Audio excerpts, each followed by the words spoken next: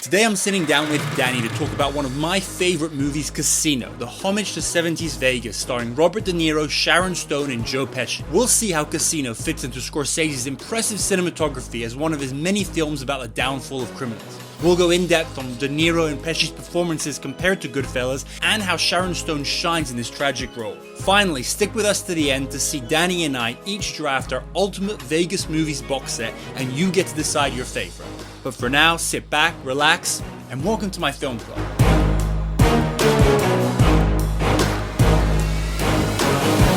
Danny, welcome to Dom's Film Club. Thank you for having me. So today we're going to do one of my favorite movies. As you guys know, sometimes we do my guests' favorite movies, and sometimes we do mine, and today is a Dom one. We're doing the Scorsese 1995 gangster movie, Casino. Now, this is a movie I've probably seen about 15, 20 times, and it's truly special to me. And the time that I actually realized how much I loved it was I watched the whole thing, it ended, and I just watched it all over again. I spent 6 hours watching it. It's the only movie I've ever done that as an adult, and that's when I was like, there's something special about that movie. At the end, we'll say where it ranks as my all-time. And Danny, why? You're obviously a huge movie buff in general, huge fan of Scorsese. I gave you a list of movies that we could do together, and you chose Casino. So tell us about your relationship with this movie. So I realised that when I rewatched it the other day, I'd probably not watched it for about 20 years. Was the last time I viewed it. But I'd grown up in sort of like my late teens is when I started finding more, I guess, like auteur type directors, and Scorsese was one of them. So Taxi Driver was the first Scorsese film that I watched, and then I just started going down the list of films that he's got. I feel like Casino was maybe one of the later films I watched as a teenager, and then I would have rewatched it again. So yeah, I used to have the same thing where I would rewatch films. Sometimes I would watch it one day and then watch it the next day. I think this was one of those ones. And then just not rewatched it again for about 20 years. So coming into the rewatch, I sort of realized that there wasn't much memory I had from it. You know, like with some films, there's like, I can remember this exact quote, I can remember this image. And I was going into it going, oh, it's like, going into it, I was like, oh, it's like a sort of Goodfellas sort of sister film type film. It kind of actually, Goodfellas is because when I watched it, I was an early adult, and I'd seen Goodfellas. I like Goodfellas. I would put Casino above it for me personally, but that's just because my relationship with it. I'm not saying it's a better movie, but it really feels like it is a multiverse thing. It's like a multiverse branch of Goodfellas, which is nice because I remember when I discovered it, I was like, wait, is like another Goodfellas that takes place in Vegas? Yes, sign me up. So next thing, up until now, we obviously haven't said anything about the story. I like to do the first 5-10 minutes of the podcast as spoiler free. So that someone can watch this that maybe hasn't seen it like you, but doesn't want to have it spoiled, or someone who has never seen this movie and they get to decide if they want to actually pause the episode and go watch it. So what would be your spoiler free description of this movie? What are you asking me? You're the businessman. So it is about the mob, and sort of the wider verse is, you could say it's sort of a mob film, and that sort of infiltration of the casinos in Las Vegas. And then they've instructed a guy to basically run the casino unofficially for him. I can't remember what his job description is. It's like, so he's running the casinos. You're absolutely right, on behalf of the mob. But he has, one of the jokes is that he's constantly changing his official job description. But if you want, that's a good description. So it's two things. I mean, it's about three things. It's about the mob, it's about Vegas, and then it's about the relationship between the Robert De Niro mob character, the Joe Pesci mob character, and Sharon Stone, who is married to Robert De Niro. Some more information about the movie. So it was released in 1995, one of Scorsese's big movies, 5 years after Goodfellas. Just like Goodfellas, it was based on a book by Nicholas Pileggi. In the case of Goodfellas, he'd written Wise Guys, which Scorsese then found and then adapted. In this case, Scorsese actually heard of the book being written before the movie came out, and he actually asked him, can you wait until the movie is released based on the book before releasing the book? The book was released a month before the movie, so basically released at the same time. So very much in the same vein, and one of the reasons why it's so stylistically similar, as well as having many of the same actors, is because it was made by the same director and based on the same writer. So I read this book thinking it would be vaguely based on it. Some of it is literally scene by scene. And honestly, some of the craziest stuff that happens in the movie is real. And we'll be talking more about that. It was released in Thanksgiving 1995, and it grossed $116 million worldwide against a $40 or $50 million budget. So, box office success, but it's not like it time tens its budget or anything. By my math, that means that it was seen by about 26 million people at the time. And based on Concave Branch Ranking's viewership metric, it's been watched by well over 500 million people to date. So it's definitely not one of Scorsese's like top 3, 4, 5 movies, but I'd say it's probably top 10, and it is like quite famous.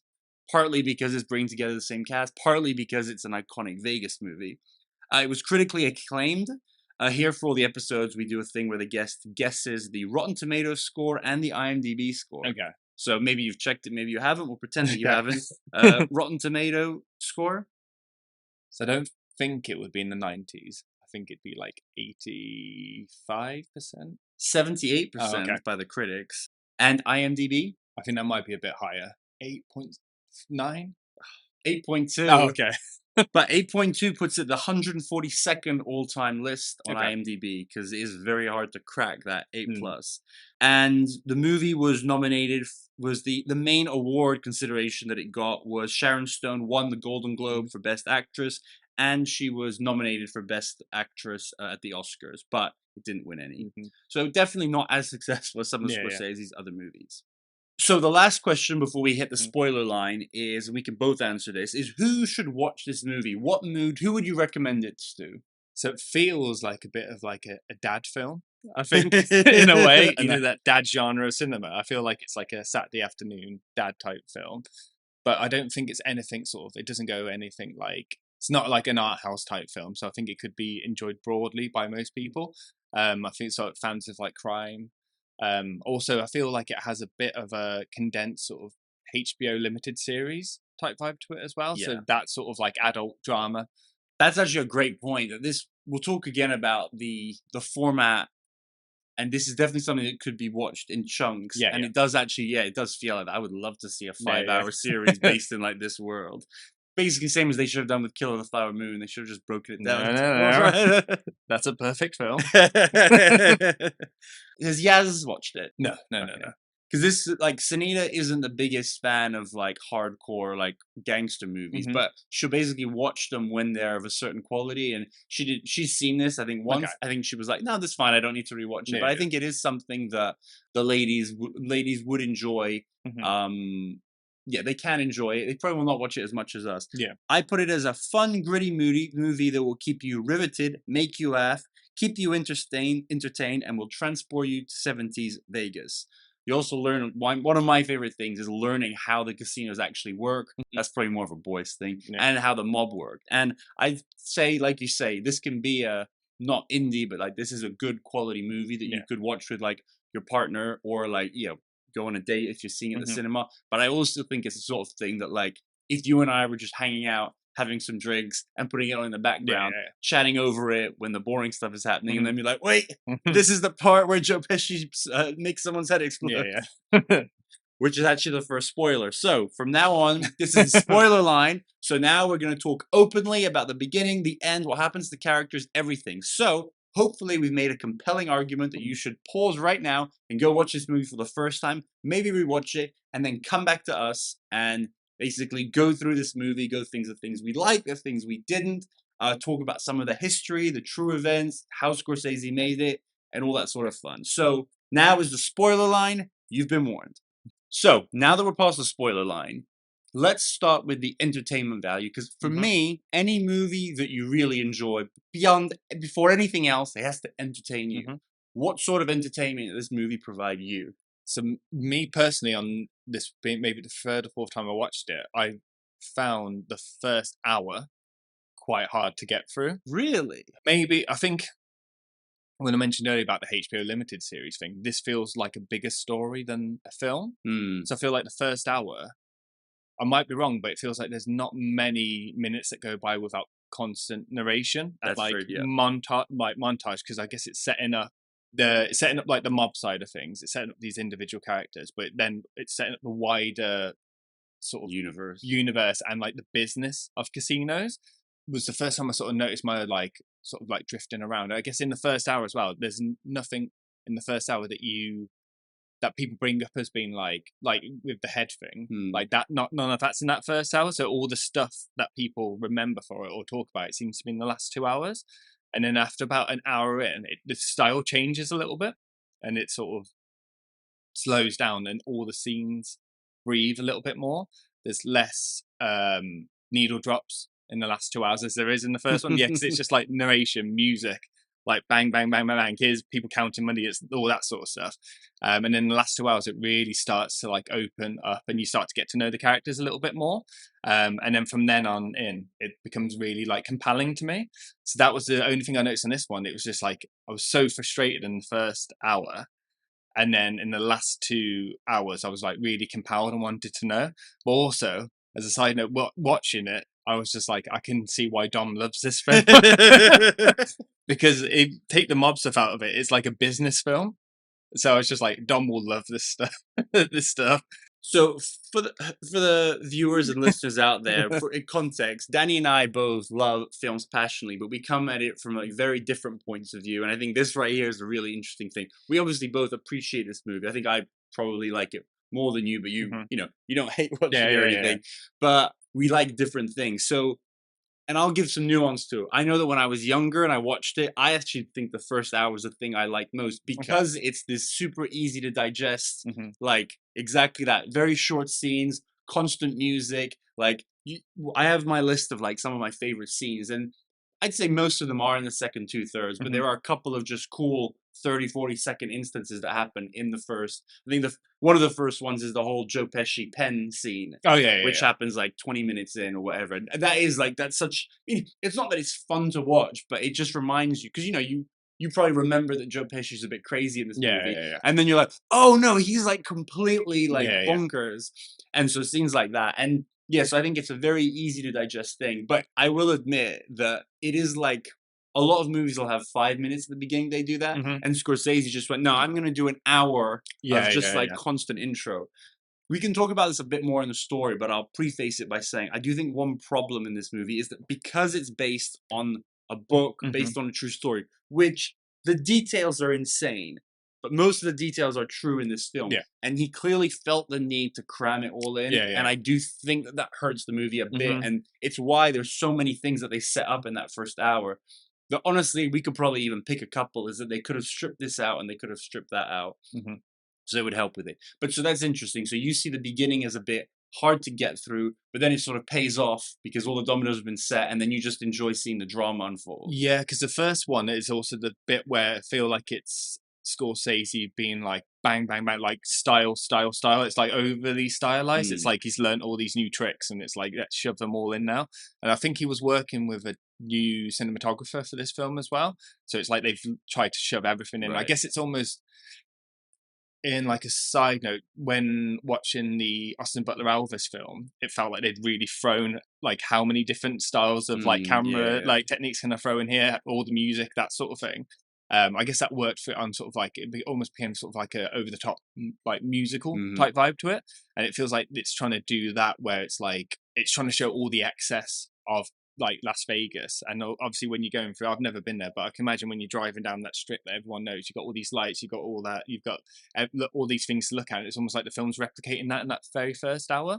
And it was also, it sort of dawned on me that first hour really reminds me of Adam McKay's dramatic films. So like The Big Short and films like that, where it's very similar vibe to that very first hour, like loads of narration. Just loads of stuff happening, loads, like all that, the business side of things. And then, it just, all of a sudden it just seems to stop, and it sort of like breathes a little bit after that bit. But like, how long is the book? It's not like for a book. It's like 400 pages, so like normal length book. But it's a lot of detail. Yeah. And you need to introduce certain characters for something to make sense later on. Yeah. And they obviously didn't. Like again, we'll talk about it in the story, but there's a couple of things I can already say that I wish they'd like. It would have taken 12 minutes out of the movie, and they would have had to fix some things. But again, it's because those details are true. And I actually think one of the weaknesses of the story is that it overcomplicates itself. Yeah. But it's because it's based on the true thing, and you know, then people could be criticized. Oh, you oversimplified it. But I definitely do think it's a very good example of sometimes you need to forget the source material and be like, we need to adjust this to actually make it more of a movie. But yeah, you can very much feel that it's based on a book. I will say another thing about that first hour. Again, it doesn't entirely surprise me that you had this take, but I think for your casual viewer who comes in and watches it, I think it does a great job at like bringing you in. Like it would be very hard for someone, unless they hate this type of movie, to watch this and not be like drawn in, because it is so easy again to digest. Like constant things happening. There's funny scenes, there's action, all the characters. Like you immediately want to find out more about them. But yeah, so you like the drama later on, but it starts with a sugar rush of just music, flashing montages, Scorsese having fun. I think it's definitely fun for the first half, and then it gets dark and gritty, but you're still like it's a roller coaster of a ride. Yeah. So yeah, anyone who enjoys movies, I think, would enjoy this movie. So moving on to the story, as I said, it follows this book very closely, and apparently most of the stuff in the book is real. And literally some of the craziest details, some of the stuff that you think, oh, well, that's got to be made up. It's true. If there's a detail in here that you think seems too crazy, it's probably true. An example is Robert De Niro constantly changing his title, which seems weird, but again, it's a weird detail, hence it's true, because as they say in the movie, that's how he got away with doing it without his license. His TV show, which is so strange. It's so strange. You can find it on YouTube. I'll put a clip on the side on the video that we do. But it's actually, the production values are even worse on the real one than the one that they show in the film, and it looks terrible in the film. The way the mob got busted with the whole the guy keeping records because he was pissed off about the thing. That's all true. And then the deaths. The wife of the Robert De Niro's character that he's based on did die at like 46 of like drug overdose. The cop stuff as well. Yeah, like they're just like watching people speed on, and they're like, okay, we'll escort you, but you're drunk driving and you're high and you're speeding, but we'll take you there, and they're not doing anything about it. That scene is so insane. Again, because I read the book like a year or two ago, I was like, I'm 100% sure that scene is true. And then the Joe Pesci character, I don't think the exact way he's killed, because you wouldn't know that. But he definitely did disappear and like got killed. So, and similar thing with all the mobsters going on trial. So yeah, crazy true story. But as I said before, I think they feel the need to put everything in. And I'll give you one example. We won't go through it all. Is the whole real estate guy behind it. The Philip Green, I think is his name. He's again one, they talk about him for maybe 45 seconds at the beginning with the flashes about, oh, he borrowed the money from the Teamsters that was actually the mob fronting it. And then there's a thing about how he then got sued by an old real estate partner, and and then she got murdered by the Joe Pesci character because she was getting in the way.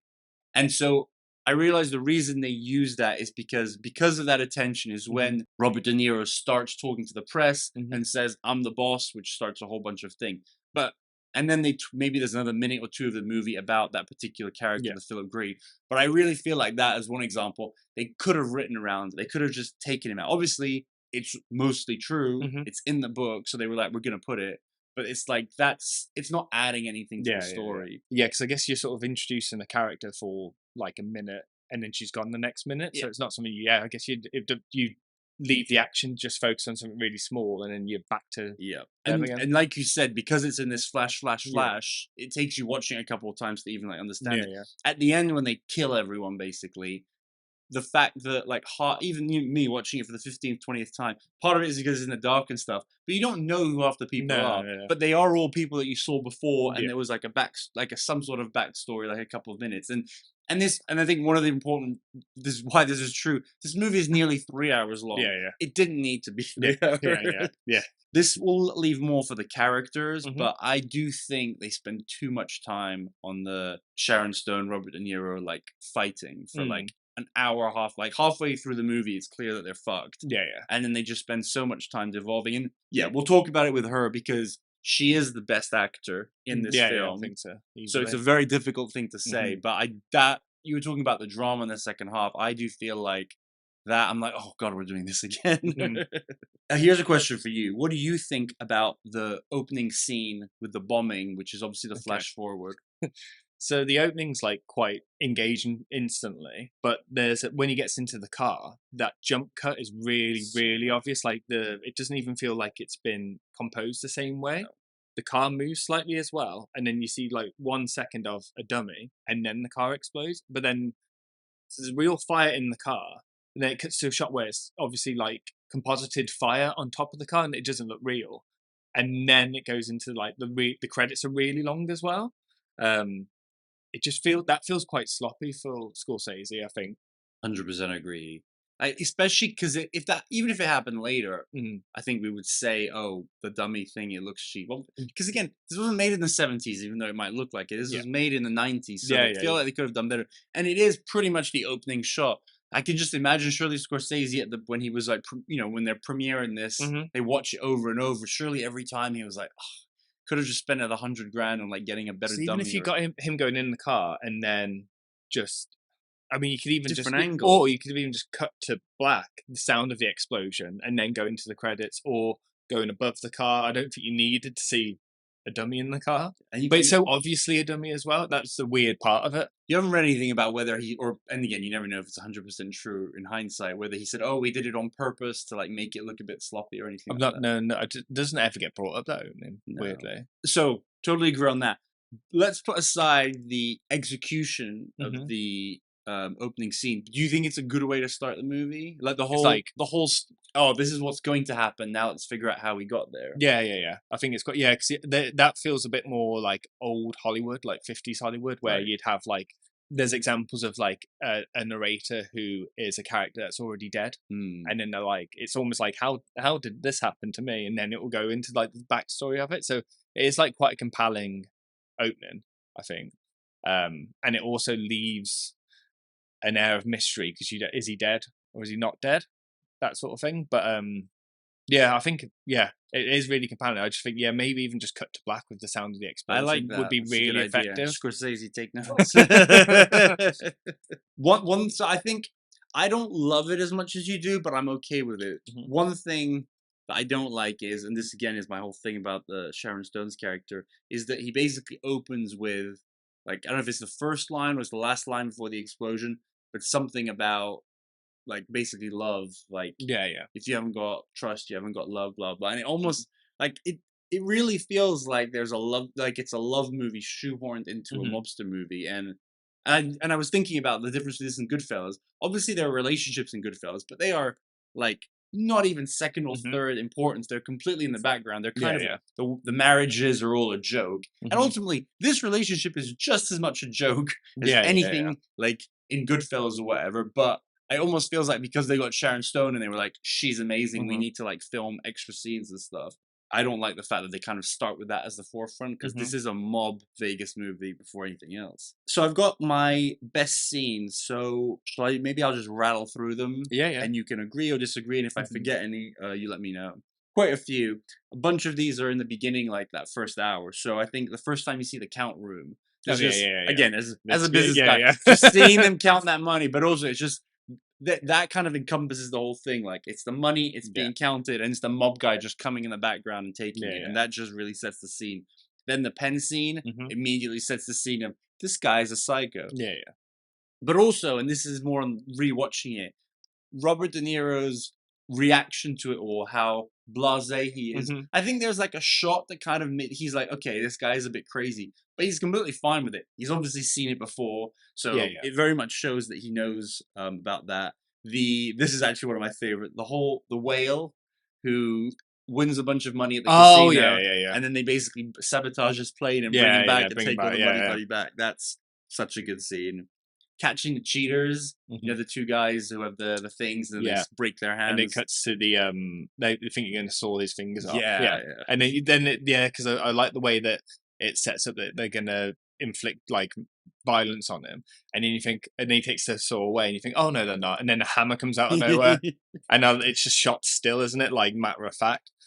I don't even like. It's a it's a small thing, but I was watching it again, and the way he sets it up, like you're a righty. Can you with the other hand? No, and he's like smash his hand, and I mean, they must have had a prosthetic hand or whatever. But yeah, like as I've broken some fingers, and the idea of someone smashing your hand with a hammer is brutal. I also think that's the type of violence that's more impactful. I think because I think it's.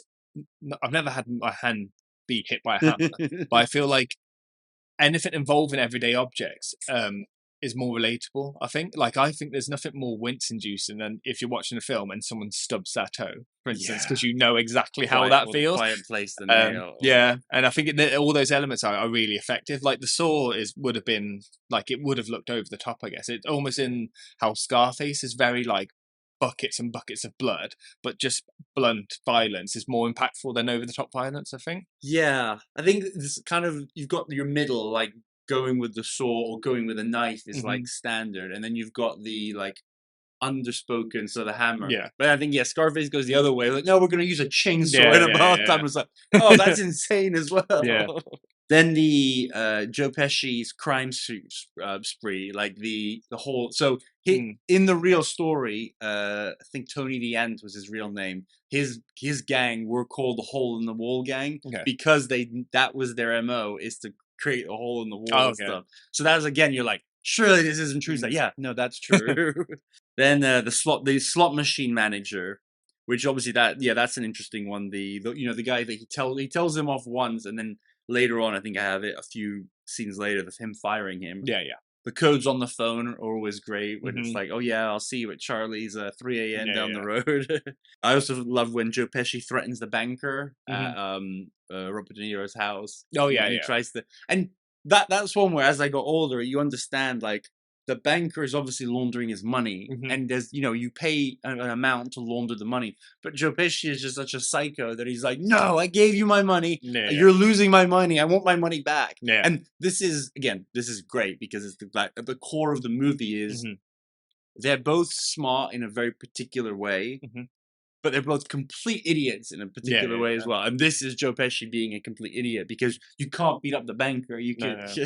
Then there's the plane at the golf. That's real. That really, again, so weird. That really happened. Joe Pesci losing his tail, which is very a la Goodfellas. The desert fight with that shot. That's probably, here's a good one as well. What are the most iconic shots? Because the one of Robert De Niro's glasses. That's my favorite shot in the whole film, easily.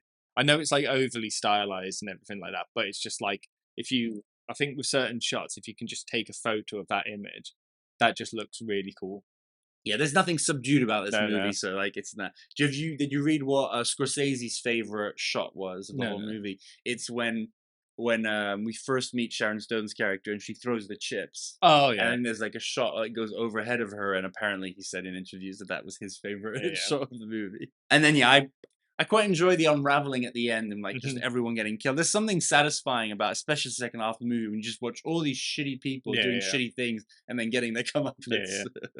You're talking about like things that Scorsese has said that differ over the years. So one thing I found that was interesting was he said, apparently it was on the Blu-ray, there's no plot at all. It's 3 hours, no plot, so you know this is going in. There's a lot of action, a lot of story, but no plot. Can you explain to us what the difference there is between story and plot and like what he means by it?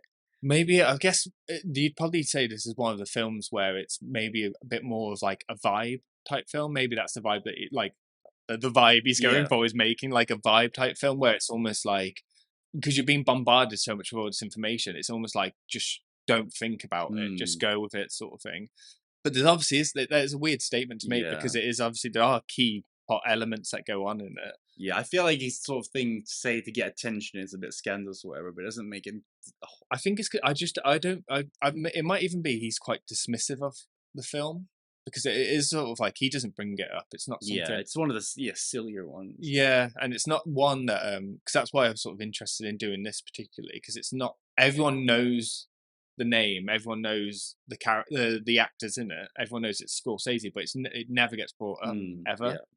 So if you'd like, so another podcast I listened to, they drafted his entire filmography. Oh yeah, and it was in the bottom 10. Really? Someone was like, "Oh, I forgot about that one." then there was someone on it who was like, "Oh no, that's my favorite of all his work." So maybe it's just that it was, I don't know, maybe even the fact that like it was critically acclaimed, but it wasn't as big as Goodfellas. Yeah. Well, I think it's kind of like if people, I think like me, you have to have that.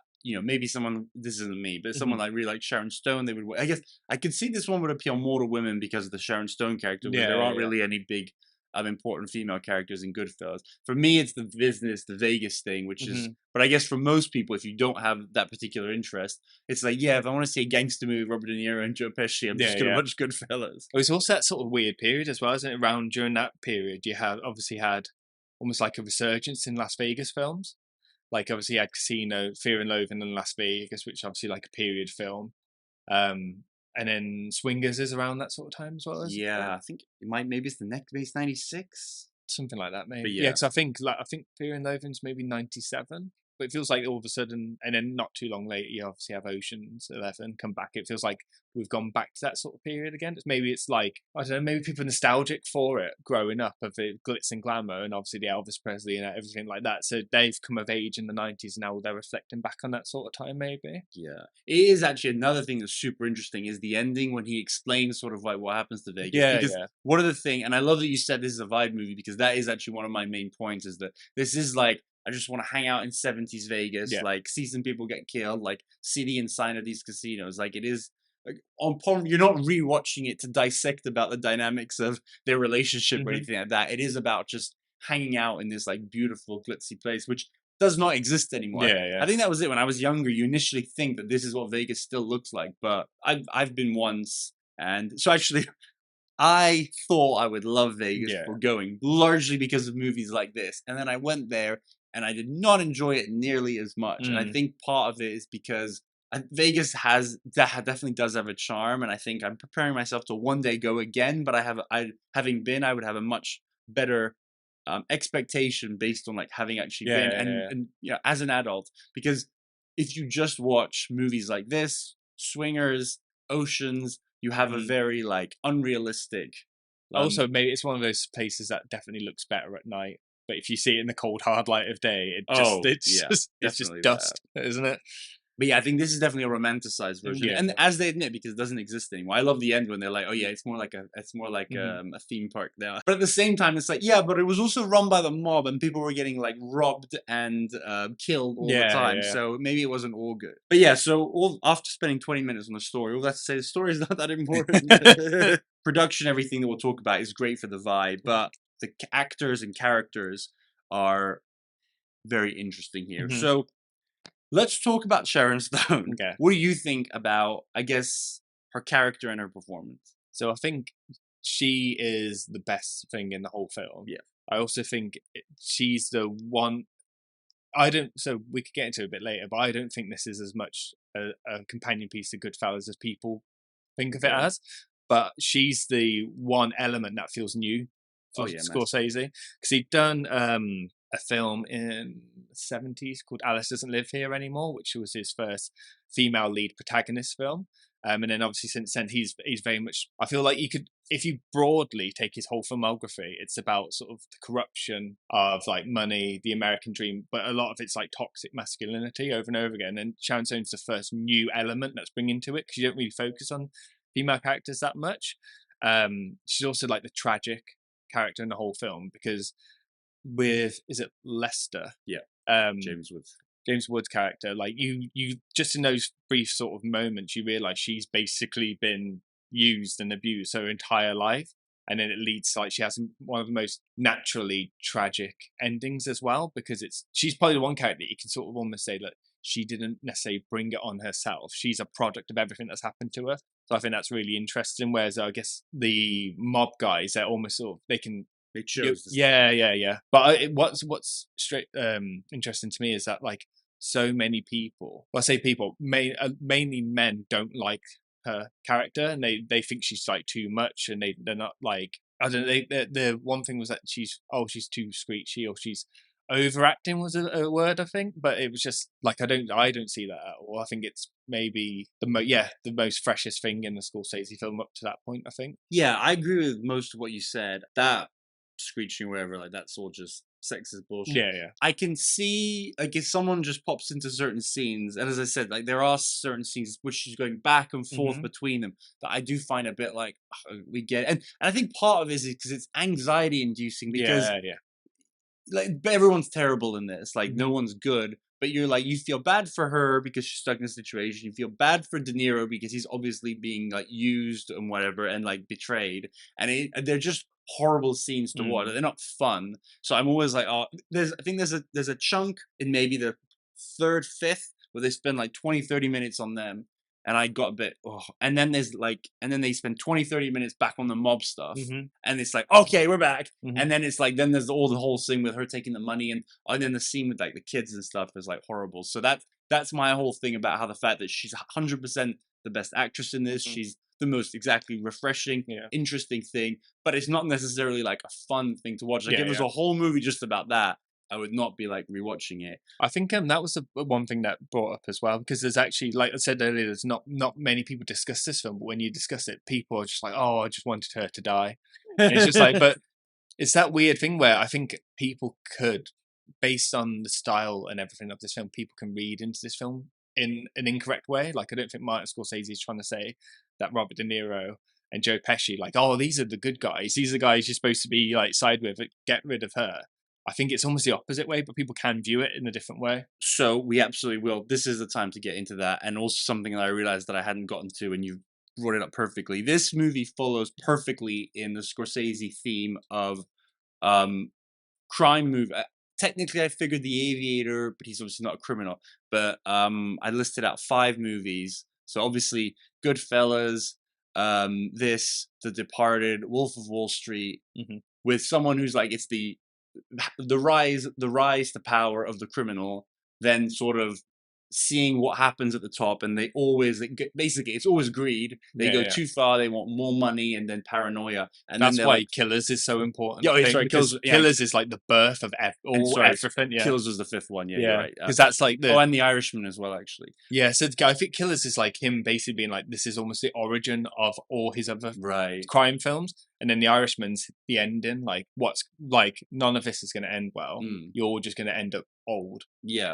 Well, at least they don't die in that one. But so people like Goodfellas, a lot of people, Italian Americans like love it and stuff, and people say, oh, this glamorizes violence, but almost a bit like, it has nothing to do with Scorsese, but people say that with like Fight Club, it glamorizes it. It's like, I can see how obviously a lot of people will watch it with a simple mind and not analyze it. But the fact is, any of these movies, if you pay any attention to it, the point is the complete opposite. I think Scorsese says it. He's mocking these people. He's like, and like beyond it in life, I always think I cannot understand anyone who would watch these movies and then go into this life of crime, because it looks so dangerous and so scary, and it always ends bad. Like you either end up being forced to snitch and then people come after you, or you don't snitch and you spend the rest of your life in jail, or you get whacked. Like I don't think it's any way saying like that these guys are like good or anything. So coming back to her character, I think it's super interesting, because if you just look at those later scenes that are not pleasant, you can be like, oh yeah, she's manipulating him, blah, blah, blah. But it's those early scenes when you see how she goes into the marriage. She basically tells him, I don't love you and I don't want to marry you. And he basically bribes her and he says, I'll give you like $1 million and maybe you'll like learn to love me, blah, blah, blah. And if you watch that scene and you show her reluctance, like obviously she's not a good person, because a good person, a perfect person would still be like, no amount of money is going to do that. But we know who she is. And especially when you understand like her addiction to like money and like all the glitz and glamour, she basically she did have a choice, but it was an impossible deal to refuse. And then when you see the whole James Woods dynamic, that's next level. Like, she never stood a chance. Like, no, she's essentially like a victim of sex trafficking all the way through. 100%. And all James Woods, Joe Pesci, Robert De Niro, they're all using her for something, and they're basically plying her with drugs and alcohol the entire film. or in like sex, Robert De Niro's sex. money, diamonds, everything like that, then she's just used as an object. 100%. And then she's passed around between all these men constantly. Yeah. Well, let's talk about him then. James Woods is obviously a small, and he apparently is a terrible person in real life. Oh, now he is, yeah. But we will not let that affect that. I think he is low key great in this, and he's small role, but it is so important because again, without him, her character just I don't think quite works. And the thing, usually when you've got this dynamic, you have that situation where you see the two people interact, and you're like, "What's wrong with her? What does she see in this guy? He's obviously a creep." He's all not with him. You're like, "Oh, you're like 2 minutes." The conversation. I think there's like 2 or 3. The first time he's introduced. Maybe that one's less effective, but especially the wedding one, when he's just whispering these nice things and he's bringing up the fact that she's known him since she was a girl. And it's like, yeah, this guy has his hooks. I mean, they dance around it. It's clear if you pay attention, but he is a pimp and she was a hooker. So like, if you, there's a slight tangent that I might cut out, but have you ever heard of Iceberg Slim? No. He's quite famous because Dave Chappelle talked about him in a bit, but he was this real life pimp who wrote a book. I think it's just called Pimp, and it's written in the vocabulary of a pimp, and from the point of view, it's basically him saying how he became a pimp and how he just got women, basically made them fall in love with him, treated them like shit, and turned them into hookers for him. This reminded me of that, as you can absolutely see how, because he's super nice with her, those 2 scenes, but then later on when they're running around, he treats her like complete shit. He hits her, but he's a terrible, terrible person. But you can see how he knows exactly what to do, and he probably found her when she was 15 years old. Probably the first person she had sex with. Get her into drugs and alcohol, taught her everything she knows, and now no matter what, she's always going to be addicted to him. And so a lot of what she does, you're like, she's. Did you also get the vibe as well that the men are supposed to be like quite a lot older than her as well? I couldn't ever work out what age they're trying to portray her as. It is confusing because Robert De Niro says at one point that he's like 43, I think, but he's 52 when the movie comes out. Okay. So he's definitely playing younger than he was. Yeah, because the vibe, he comes across as an older man. Yeah, and the real guy was when you see him on the TV show, he was like white hair and I mean, obviously it was a different time, but he seems a lot older. And then she, on the contrary, she was 37. This came out, but and obviously the movie takes place over a span of like 10, 15 years. But it definitely feels like she was meant to be younger. So maybe she got into her 30s. So there could easily have been a 15, 20-year age difference. And then James Woods, I think, is, they're all the actors, all the male actors are in their 50s and she's in her 30s. So there definitely is meant to be an age gap, which is, it's one of those, it's creepy, but it's meant to be. It's not like one of those where it's supposed to be romantic and you're like, wait a second. Yeah. And also what's interesting with Sharon Stone as well is the way that she is treated in real life as well, like with Basic Instinct and with this, and then she's basically gone, which is so strange. You'd think after getting this sort of like these, did you say she won the award? She was nominated. Just getting a nomination. Then she's gone. Only nomination she's ever had. Yeah, it's mad, isn't it? And then she's gone. I know she talks about being treated like crap through Hollywood as well, so it's almost like it's reflecting real life. And the stories about her getting the role are like super interesting. How her audition with Scorsese got cancelled twice, and she thought that he was like blowing her off, but he's Martin Scorsese, he's busy. And then the third time she blew it off, but he apparently like tracked her down and was like, no, I want it to be you. A bunch of people apparently who were considered for it were Michelle Pfeiffer, but she didn't want to do it because it was too similar to Scarface. Nicole Kidman, Melanie Griffith, Rene Russo, Cameron Diaz, Uma Thurman. But she's perfect. I feel like out of that list, like Michelle Pfeiffer's the only one that would have been able to do it justice, I think. I agree. Oh, Madonna apparently was actually cast for it, but Sharon Stone convinced Scorsese to give it to her. So we've talked about James Woods. Oh yeah, this is a fun anecdote about him. Apparently, James Woods heard that Scorsese was interested in working with him, and he made sure that a message got to him saying, anytime, any place, any part, anything. Which, fair enough.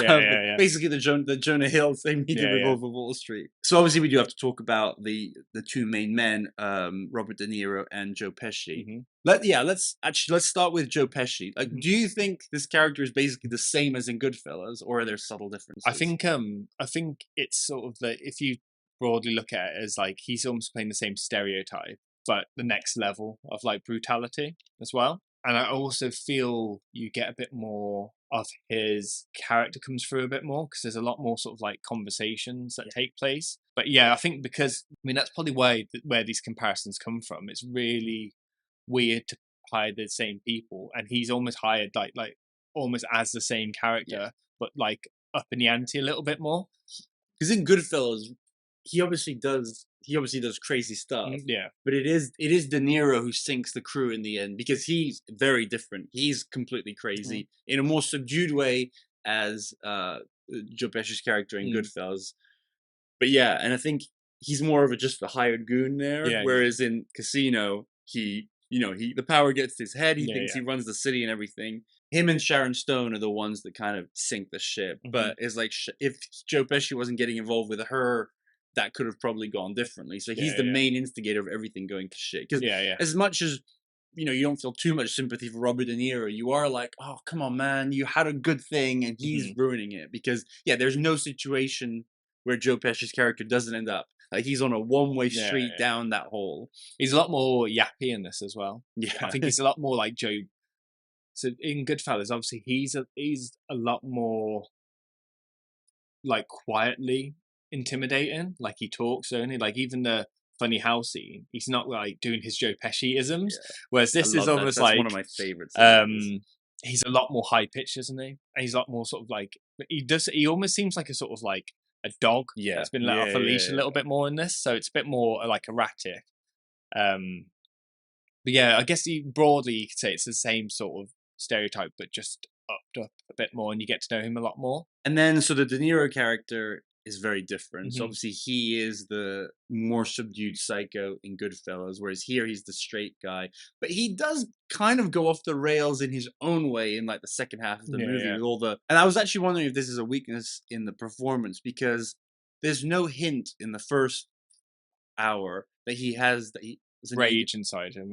Rage, and I mean, I wouldn't even call it rage, but that he's an egomaniac, and that he's not going to accept to be slighted. He really seems like he's like a... You don't get the vibe that he wants fame. Or even riches. You see, like, he's this guy who's extremely talented, that's part of a machine, and he's perfectly happy being that, and that would just sort of, if... But maybe maybe the idea, as I'm saying it, I'm realizing, is that he was this handicapper who was then put in this position of power, and he got there and was like, oh, I really like this. The one actually good indication that he was in the egomania from the beginning is the way he dresses, because he obviously... Pastel suits. But just like the fashion, the flamboyancy, he obviously does want to be noticed, and he does... And I bet there's a fashion article somewhere that analyzes how his outfits evolve throughout, and how once he goes into the pastels, he's like, oh, I'm on top of the world. But his egomania definitely like drives them. So I guess he does have his share in everything going to shit. He's just got the less to do out of anyone in this film, I think. Yeah. Especially if you come across like all his performances up until that point. I mean, it's like, it's 95, so I think Cape Fear was in 91, and that's such an over-the-top, like, melodramatic, like, he's playing like the shark in Jaws in that film. He's so like full of rage, and in this he doesn't have that. So even bits where he's like the fight with Ginger on the lawn when she drives into his car, he stood still the whole time. He's like, and he's stood still in the dressing gown going, oh, like that. He's not even, he doesn't have to have much to do. And then he obviously then does play. Yeah, it's weird, isn't it? Because when you see him in the chat show things, he has been a bit more of like what you'd think of as like an old fashioned chat show host, like lots more charisma to him. And then in his private scenes, he's very subdued. Like the bit in the desert with Joe Pesci and Robert De Niro, Joe Pesci's like full of rage, and he's like, oh, like that. It's almost what you think of as like old man De Niro. Well, so I think there's a lot of what you just said to unpack there. When he's on the lawn, I think it's because he's got his public persona. He knows the neighbors are watching, the police are watching. Because then when he's alone with her, I think it's after that when she comes back, he does like berate her and say, you'll have the beeper, I don't trust you, you're like a crack whore, you spend all my money. So he does have that rage inside him. But then I think when he's with Joe Pesci, he's scared of him, rightfully so. And that is one of the things, like, at the end of the day, one of Joe Pesci's biggest criticisms of him and why he thinks he deserves to run the city is because he sees Robert De Niro's character as being weak. Yeah. And he is. Like, his talent is, like, brain power and management.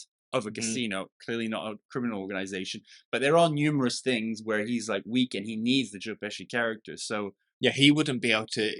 He's not got much violence in him at all, has he? So he's like, he can order it, but he would never do it. But even when Joe Pesci's there, that he comes into the casino and he's like berating like the dealer and then Don Rickles, which is horrible. I hate that's the one someone getting hurt. I was like, hey, don't hit Don Rickles with a telephone. Well, he's basically playing like if you like it's not a nice word, but he's basically playing like a cook the whole film. Yes, that's exactly. So for the mob.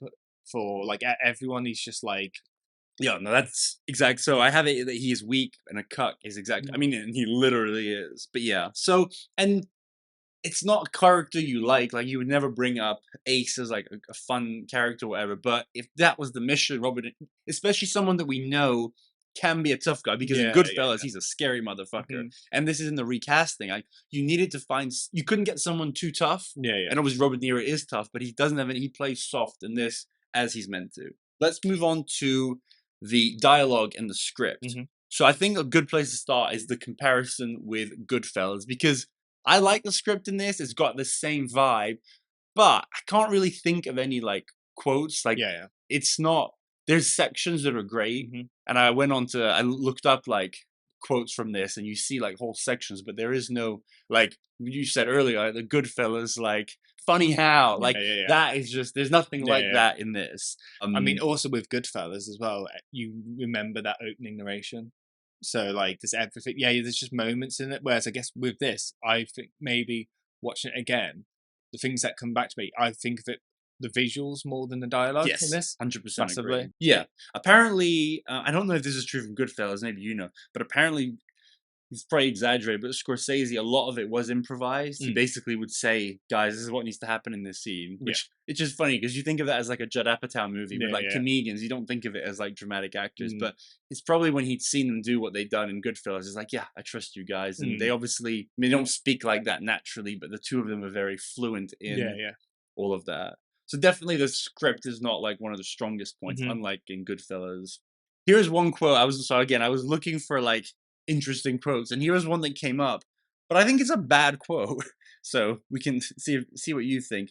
He says it early on when he's telling off the stupid employee. There are 3 ways of doing things around here: the right way, the wrong way, and the way I do it. You understand? That sounds good, but it's kind of stupid. What does that mean? You don't know as well. That your way of doing it is neither right nor wrong. And also, it's like, when you're just reading it out there, it's not something that rolls off the tip of the tongue, no. In terms of a quote either.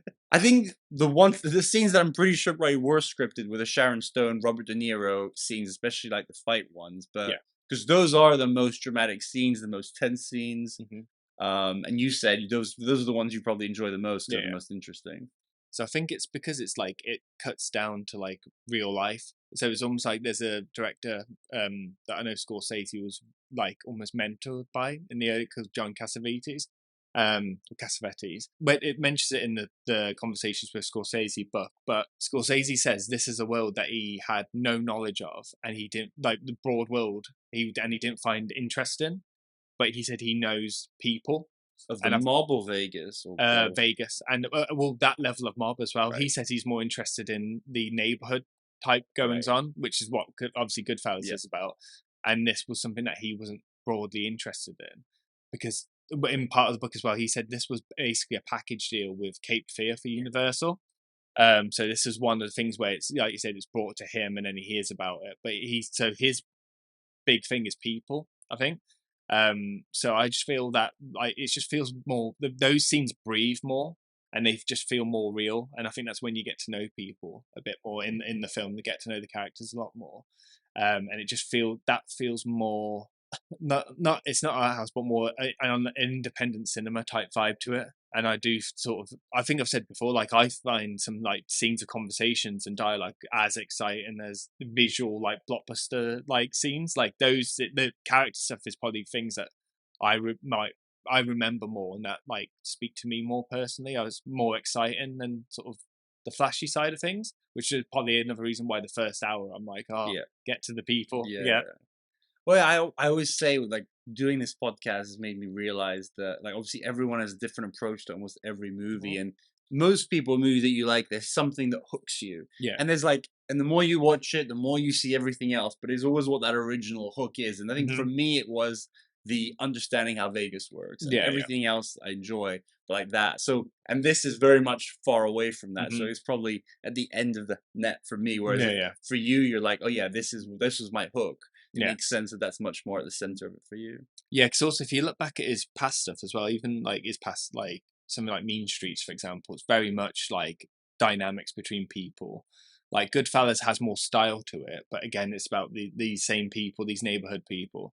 And this is obviously like, so I feel like this is less comparison to Goodfellas. And I think it's compared to Goodfellas because it came out not too long after, same author, same returning characters, and it's about the mob. But I think that's where it ends, basically. I feel like this is more in comparison to the Wolf of Wall Street than anything else. With the conversations with Leo and Margot Robbie. And Leo and Margot Robbie feels very much like these guys in Casino. It's almost like this is his first, because I think it's quite interesting that people generally, I think maybe one of the first things people think of when they think of Scorsese is, oh, he's the gangster guy. But that's actually not that big portion of his whole filmography. He's done loads of stuff. And I think it's interesting that he didn't go back to mob stuff after this for years and years. He didn't work with De Niro and Joe Pesci again until The Irishman. Yeah, he didn't do. There were no. He obviously didn't work with them until The Irishman, but I don't think he did anything. I guess he did other types of crime. And like The Departed is a bit different because it's not. You're not stuck with the mob the whole way through, are you? There's various different characters. That's more of like a.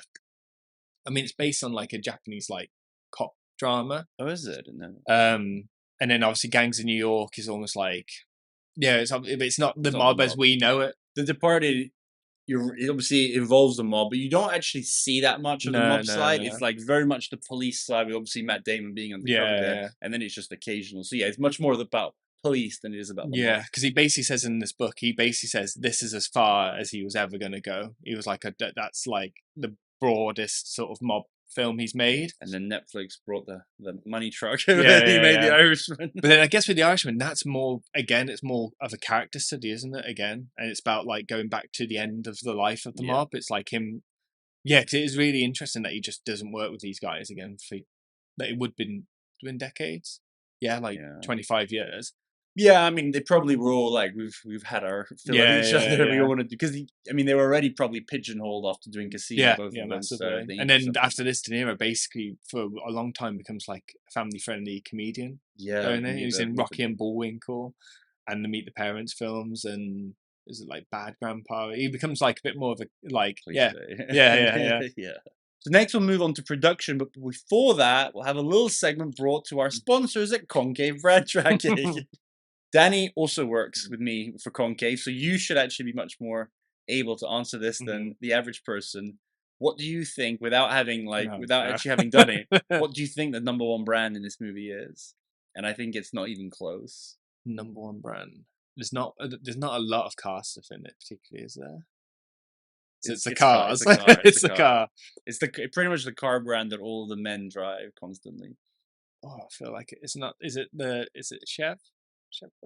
Cadillac, right? Okay. So it's Cadillac, the car that blows up, right? And then they will him and Pesci drive Cadillacs all the time. And I think I should have thought that because that was a big thing back then as well, wasn't it? Getting a Cadillac was like a big sign. Yeah, and all I think every single mobster in this drives the Cadillac. So Cadillac by far is the biggest one. Yeah, obviously there's some. I think most of the casino brands that are mentioned, obviously the Tangiers wasn't real, but a lot of the brands that mentioned that were real don't exist anymore. Because that's interesting as well with the Tangiers. I would think, oh yeah, that's a casino in Las Vegas, I think, and I don't know why. Yeah, I think they must maybe legal things like they changed even though everything is very close to the book. They changed all the names a little bit. They changed the name of that. So it's probably just to, like, protect it, or because it was a little bit too close to home.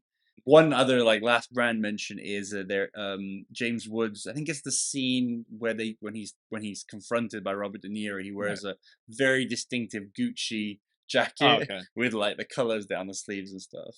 Moving on to the production. So as you said, and I massively agree that this movie is a vibe movie, and so it looks amazing, it feels amazing. I think one of the things is that this movie came out in '95, which now we're like, oh, that was decades ago, 1970s. it's 25 years after. This movie feels like it was really, like, not only looked, but it feels like it was made in the 70s. Yeah. And a lot of that is, well, I guess it's the sets, it's the way it's shot, the costumes. Yeah. Or like, have you read anything about the costumes? No. So De Niro had, I think, 70 different outfits. Okay. And it was $1 million budget for the costumes. Okay. Sharon Stone had about 40, and both were able to keep all the costumes afterwards. So that's like a great bonus. Another thing is the music. Apparently, they spent $3 million just on the soundtrack. Well, there's a lot of Rolling Stones. Lots of Rolling Stones. And they think they had like 30 different songs because at 3 hours, and he just song after song after song. And yeah, I don't know if they are exactly era specific, but like having it evokes it. Yeah, it evokes it. And yeah, it is just. Yeah, it's a great hang. It's a great atmosphere. It feels real. I think it feels like they actually, like, even if there's scenes on sets, it feels like every room looks like it's. So it is it was, I think almost the whole film was filmed in Vegas. Okay. A lot of it was filmed in a real casino. Apparently they would film something sometime in the middle of the night. Right, okay. They would shut down a part so they could film it. So it's filmed in a real casino, so it is real. The one thing that wasn't real was the count room, because the casino's like, no, we're not going to let you in there. So the count room was built on a set, but I think it was a set still in Vegas. All the outdoor stuff is pretty much shot in Vegas. So yeah, it feels real because it is. But they must have done the Once Upon a Time in Hollywood thing because with Los Angeles, because obviously this was filmed in the 90s where it changed a lot, but they obviously did a great job at making it look like 70s Vegas. But yeah, what's your we talked about it in passing, but what's your thought on the use of the voiceover? Because they do that a lot. So I feel like it is quite excessive at points, because I feel like there's definitely scenes in it where a voiceover comes on where the visuals already telling me what's happening. So, and it's almost like, because if you turn off I'd be interested in if you got rid of some of the narration, whether it would still work. Because I think the visuals are really doing the job of it. I think if you literally did that, if you found an edit where it was the exact same movie and you got rid of the voiceover, I do not think it would work because it's built around the voiceover. Like, it depends on it. I definitely do think there are some scenes where it's not necessary, but I think a lot of scenes it kind of is, especially because of all the explaining stuff. Like, they couldn't show you the count room and you would understand everything. It needs to be explained to you. So, because there's that. I mean, I'm sure you've read that and you probably feel it to a certain extent that like using voiceovers is almost seen like cheating in movies, because it's that whole show don't tell thing. I think, and I think if it's like a stylistic thing, it doesn't bother me at all. But I don't. There's definitely been the sort of a move back towards it in a lot of modern movies at the moment, where it's almost like, oh, let me just, if for those in the back, let me just explain this, or like, let me show you how that was all done, and then you get this whole sort of backstory. Obviously, they do it in a different way in The Big Short. They actually cut to people, don't they? And they'll be like, this will be, but that's where the narration would normally go, I guess. There was it does calm down a bit. That first hour's voice is so much narration. And it would just keep cutting back. So it'd be Robert De Niro, then it's Joe Pesci. And it would just keep going back and forth over and over again. So, like, if you took the visuals away, it's like listening to a podcast because there's not that many gaps in it. So I do, because I know he loves it. He does it in Goodfellas, he does it in Wolf of Wall Street. Yeah. The Irishman, they didn't, I don't think. But in Goodfellas, you don't really... So when I think of Goodfellas, I don't think of, like, style necessarily. Like, there's obviously... It's probably his most stylistic film up to that point. But that's not what I think of when I think of Goodfellas. But whereas this, it's the visuals and the style. And it's almost like, because it worked in Goodfellas, maybe that's why people compare it as well. It's like bringing over some of the same sort of stylistic elements to it. And like you're saying, if he's obviously doesn't want to leave anything behind in the book. So that's where the narration's coming into it. Yeah, that was going to be my next point, is that, again, not to keep harping back to the book, but it's impossible to explain. Like, it would have been a 5-hour-long movie if he had to show us everything and he couldn't just like, let me explain in 30 seconds how this business deal went down. So that's where it's like that when I mentioned earlier about the HBO thing, it's because this should have been a TV show, I think, and expanded on it a bit more. Like, but obviously, I don't know the sort of period back then whether there was much limited series back then. They wouldn't do it, but but it would be now. They would. I wonder if they would remake it, like literally just not basing it on the exact story because it would just be the same, but making an updated version where they do go into all the details. Because then it would just I think it would work more as there are certain films where you watch it and you go, this would work as a TV show. I wouldn't mind watching 15 minutes explaining how the union, the Teamster union money was used instead of it like to fund the casino, rather than it just being a 45-second cut. I'm glad they did it for the film, but yeah, cool. So yeah, beautiful movie, highly produced, lots of style. So that finishes up our 5 main sections. So then I like to move on to the je ne sais quoi, which we think we've kind of already answered, but it's kind of that thing that doesn't fall neatly into another category, but why we like it. And I'll go first because it's more of mine, but we've kind of said it's a vibe movie. This movie feels like you're just hanging out in 70s Vegas for a couple of hours, and yeah, you're with some people that they're fun sometimes, they're a bit crazy sometimes, but you're not really there for them, you're there for the whole scenery. So you're never gonna like watch this movie and like not get into it. You are, unless you're completely not paying attention. Like we said, the music, the sets, the whole Scorseseism of whether it's the shots or the way the guys are talking and stuff. It really does build a whole world around you.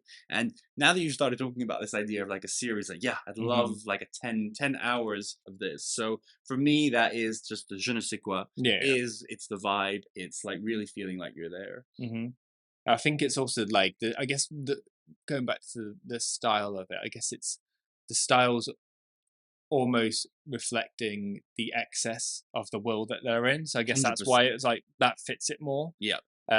Whereas he's going so to the point of almost on some bits over the top in style, but it's because the story is so excessive. And Vegas in itself. Vegas is a superficial fake place, so it kind of makes sense that this, it would be weird. I think that's the problem with something like Leaving Las Vegas, is it's such like a deep, profound movie, but it's taking place in like such a superficial place. I mean, obviously it's a great movie, but it's like the thing they match together, and it's easier to, and I think because there's almost a campiness to this movie. With the scene that comes to mind when I say that is when Robert De Niro is like he hasn't got his trousers on before the meeting, and he goes over and puts his like pastel blue, and I think that kind of makes it easier to digest all the gore at the end. Whereas like Goodfellas is grittier.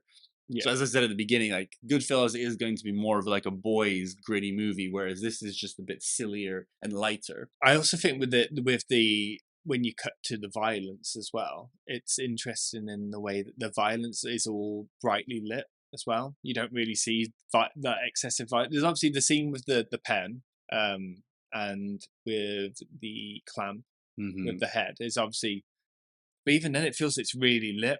It feels like it's really there. And then the stuff in the desert. Those two scenes, they take place in dark. Like that bar is very dark, but there is still, it's almost like when the violence happens, it's almost like here's the violence. It's like a weird, it's trying to get the balance right, I guess, isn't it? Between like the excess and we're having a good time. And then it's like, oh no, we're having like, this is an awful time.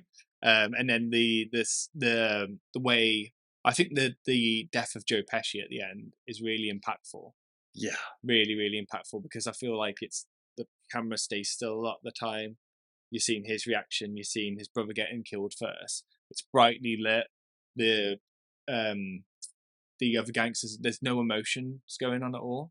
Yeah, I mean, I disagree with that. There's some emotion. The weirdest thing about that is the fact that I forget what his name is, but his friend, white-haired guy, who's pretty much been by his side the entire time. He's backed him everything, and he's almost the instigator of it. And he's like, I fucking hate you this whole time. That's like an interesting part of the film that I wish was expanded on more. His relationship. I think There's a weird thing. I think it's when he's asked by the boss about whether Joe Pesci is sleeping with Sharon Stone. Then we hear his voice. And it's like that's almost a bit weird. It's like, wait, it's been 2 hours 30, and we're getting you because that's a weird stylistic bit as well, because it stops and it pauses, and there's like 5 seconds, and then his voice comes in. I thought there was something wrong with it. Played last night when I was playing it. So it's like it'd be interesting to know his exactly. We're not expanding on him, are we, at all? Like you said, he's just sort of by his side the whole time. Because there's mention of Joe Pesci's brother Dominic, and there are times when I forget that it's not him because he's always there, but because you don't actually see the brother that much. It's this guy, Frankie, I think his name is, or something. But I think that just shows the brutality of the mob is that as soon as like someone is not convenient, and I'm sure this guy was pissed off at him because like he did ruin it all. But yes, going back to your point, that scene, it's the fact that it's in broad daylight. It's such a weird scene. And I like yesterday when I was getting to it, I was like, oh, I can't wait to see Joe Pesci die. But then despite everything, you're like, oh, this is horrible. No one deserves to die like this. Again, it's like that stubbing your toe thing. I've never been buried alive, but we all know what it's like to lose your breath or like get winded, but to have that happen in such a slow way as well. Yeah, it's horrendous. The all-time ranking for me. So it never made my top 5. It was like borderline, like 5, 6 type of territory. But now, having rewatched it, I'm gonna put it at 11th. Okay. So the way it's working is, as we go through these movies, I'm going to put them at various points. I was going to say 11.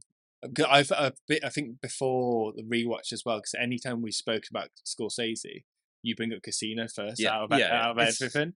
Wolf of Wall Street. Yeah, Wolf of Wall Street is in my top 5. But like, do you think there's a reason why you like those two the most?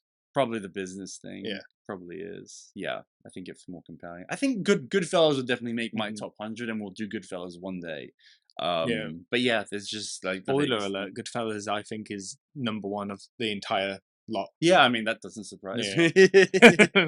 Yeah, there's some good ones. I actually did a ranking on like my letterbox after I listened to the Screen Drafts do it, and I was like, I wonder what mine would be.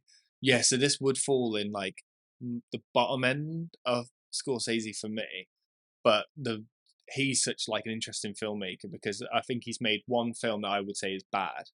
Like bad, not good, terrible. Which one? Is Boxcar Bertha. And that's actually, he made that, and then John Cassavetes watched it and got him in a room, and he was like, "Don't do that ever again." He was like, because he was making like a sort of farce, like genre type film, and he's like, "Do what you know," and then that's where we got to now. But yeah, because his films basically, apart from that, are very good to like a masterpiece. So even if it's in the bottom, it's still like a really good film.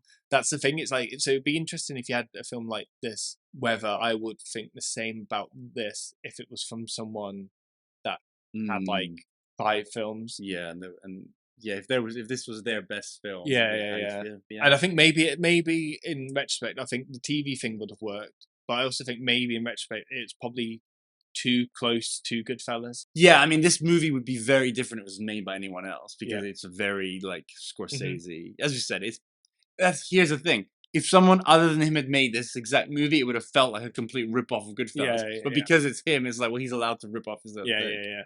Yeah, I guess if you think about it, it is like someone's been influenced by Scorsese. Oh yeah, massively. All right, so we're gonna do our box set draft. The way this works is that we've both prepared for this.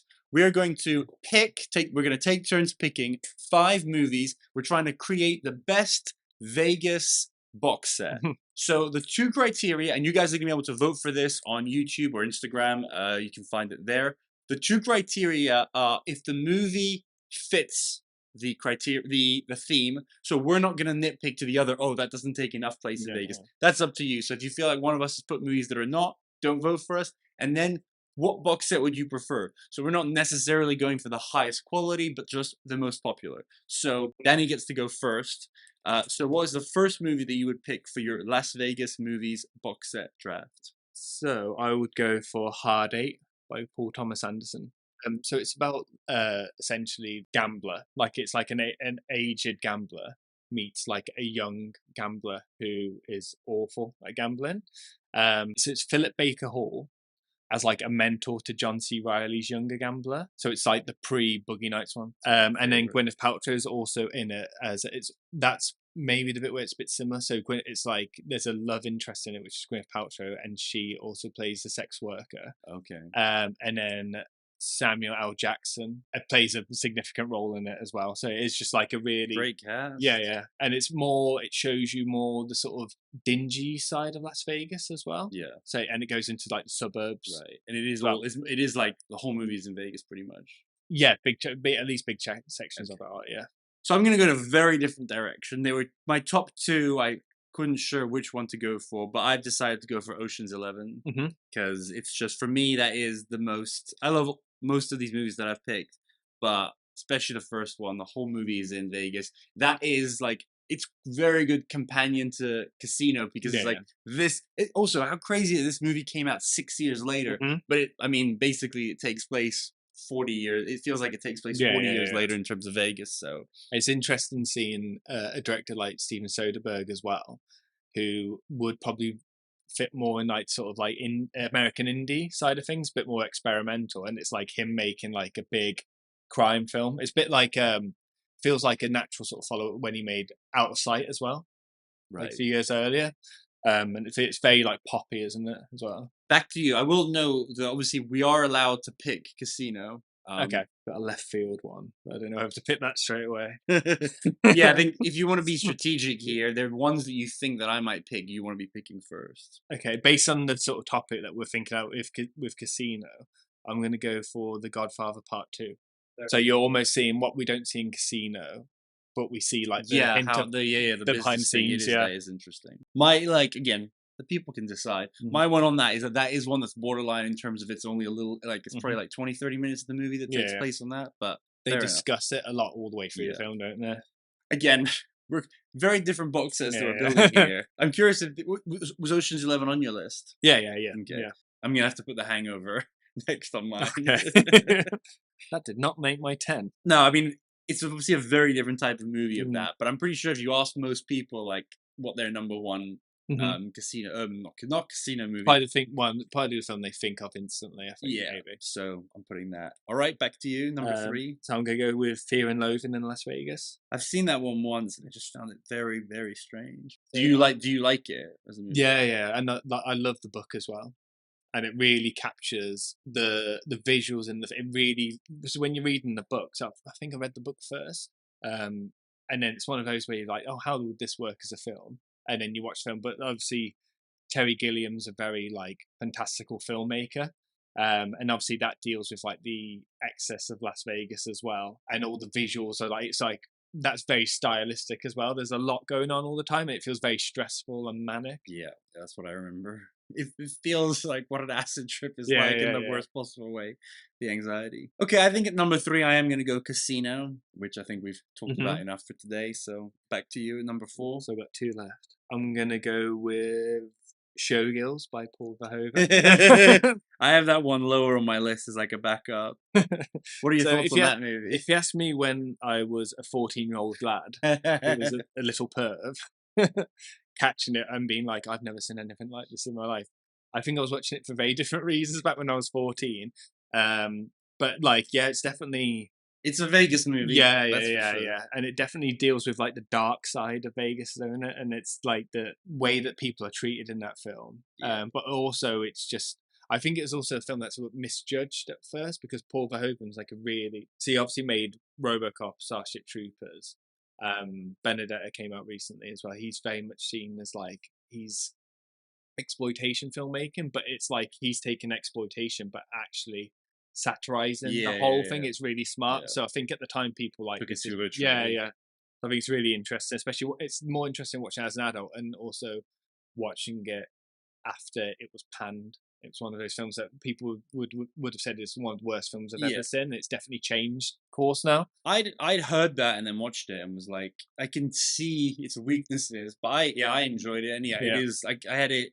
Obviously, we're stopping at 5, but in case you picked a bunch of mine, I had it at 8th on mine. Because I hadn't actually included Casino here, and I've put it in there, so I'm now really struggling over which one. I don't entirely agree with this one, but again, it's one that's commonly associated with Vegas, and it is one of my favorite movies. I'm gonna put Swingers. Okay. But the thing I don't love about that is that I don't think it's a very positive depiction of Vegas because.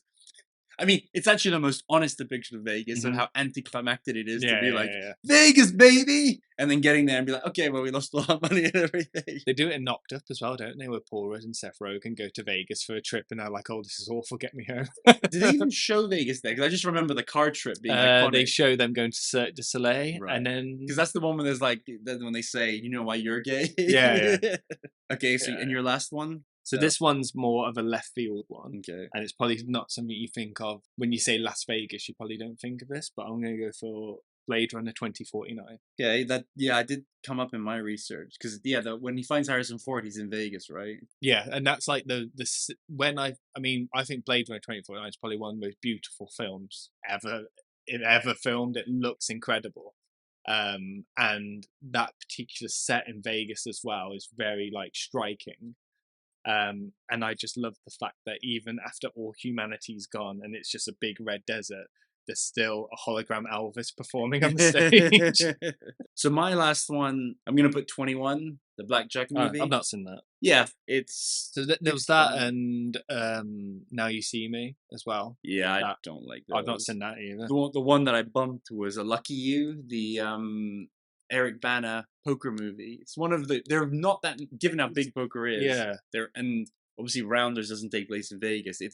It's him as a gambler as a poker player in Vegas, and it Drew Barrymore as well. It's not amazing, but like if you like poker, it's like a pretty good depiction of how poker works, how the poker underworld works, and it's a very Vegas movie because it shows people actually live there as professional gamblers. That reminds me now that you've brought it up. Isn't that Win It All with Jake Johnson in? That's a Las Vegas film. He plays a gambler.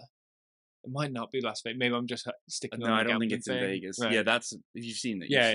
Yeah, it's a horrible movie. Like I love him.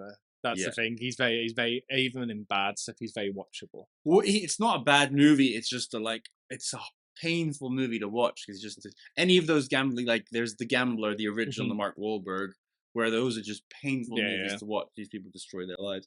Your 5 are Hard 8, Godfather Part 2, Fear and Loathing in Las Vegas, Showgirls, and Blade Runner 2049. You have a very good time with all of that. You're not going to be depressed at all. Or if you do want to have fun, you can vote for Dom's Vegas box set, Ocean's 11, The Hangover, Casino, Swingers, and 21. So the ones I left out were Bugsy. Have you seen that? Oh, yeah. That's a great history of Leaving Las Vegas. Then I had Showgirls. Then I had Wildcard, the Jason Statham movie. I'm not seeing that. It's not good, but it's... Well, you said Jason Statham movie, so I assume not. And then I put, as a last, I did put the Elvis movie, because that does... Oh, yeah. What about you? I had Elvis. Because the Las Vegas stuff in Elvis is a lot longer than I remember, because obviously I did it for work as well. And when we got to Las Vegas, I was like, we've got an hour of just Las Vegas, and that was when I was like, oh no, because all the instruments and all the stages and everything. I had Elvis, Casino, Ocean's 11, Up in the Air, and now because he keeps one of the big plot points is he wants to get a photo of Las Vegas. Oh, I love that movie. And then Mars Attacks, because and then I just love I think the Tom Jones ending in Las Vegas where it's all crumpled down is incredible. I've only seen that once. I've forgotten the exact detail, but yeah, some good choices. So if you guys want other Vegas movies, we've just given you about 20. But just recapping one more time, and go onto our community on YouTube or onto Instagram. Go onto the polls stories to find this whenever you watch this. You can vote for Danny's Las Vegas box set with Hard 8, The Godfather Part 2, Fear and Loathing in Las Vegas, Showgirls, Blade Runner 2049, or you can vote for mine, Ocean's 11, The Hangover, Casino, Swingers, and 21. So that does it for today's episode. I want to thank Danny for his first time appearing on the podcast. You want to plug anything? Your letterbox, for example? Yeah, you can follow my letterbox if I get my handle up. Danny is a very diligent letterbox user. He leaves ratings. He leaves lots of reviews. He makes lots of great lists. So if you think you might agree more with his artsy view of movies than mine, you guys should definitely follow him. So it's just Danny Jakes 87. Right. If you can guess what year I was born. We'll put it up on screen as well. All right. Well, thank you, everyone. Please subscribe to the channel. Follow us on Instagram. Follow us everywhere. And we'll see you at the next episode. Thank you so much for watching our full episode of Casino. Please make sure to follow us wherever you get your podcast for new episodes on the last Thursday of every month. You can also subscribe to our YouTube channel for full video episodes as well as bonus content. Next week, for example, I'll be putting up a video of Danny and I doing a modern recasting of Casino. And you guys get to decide who did a better job. See you then.